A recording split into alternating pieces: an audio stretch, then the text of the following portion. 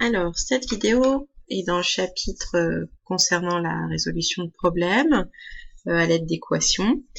Donc là, on est dans la partie 2, donc traduire un problème par une équation. Et donc, on va noter le point pour qui se trouve en page 19 de votre dossier de cours. Et il vient juste à la suite de l'activité avec plusieurs types de problèmes qu'il fallait mettre en équation. Donc comme à chaque fois, je vous explique et ensuite je vous invite à mettre pause pour noter les phrases. Donc une équation a une inconnue.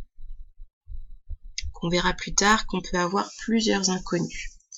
C'est une égalité dans laquelle figure un nombre dont on ne connaît pas la valeur.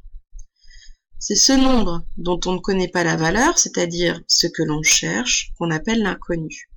Et donc c'est cet inconnu que l'on symbolise ensuite par une lettre. Ce nombre, désigné par une lettre, est appelé l'inconnu de l'équation. Une équation, elle est dite du premier degré lorsque l'exposant de l'inconnu est égal à 1. Ça veut dire quoi?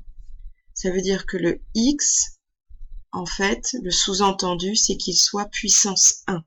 C'est pour ça que l'on dit que c'est une équation du premier degré. Ce qui est ici en vert, vous ne le noterez pas, mais ça permet d'expliquer. Si par contre j'ai une équation du type x au carré plus 3 égale 5, là le x il est puissance 2. Donc on dit que c'est une équation du second degré.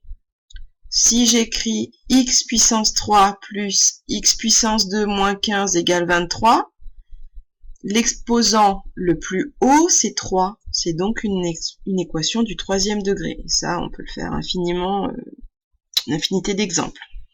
Donc là, je vous laisse mettre pause. Vous notez les 3 premières lignes qui sont en bleu. Je rappelle que celles écrites en vert ne sont pas annotées. Passons à la suite.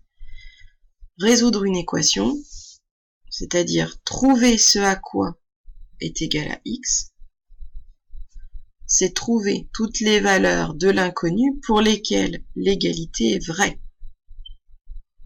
Et ces valeurs sont les solutions de l'équation. On peut noter un exemple. Si on écrit x plus 3 égale 5, il vous paraît évident de dire que x égale à 2. 2 plus 3, ça fait bien 5. Et donc là, on a bien trouvé toutes les valeurs pour que l'égalité soit vraie.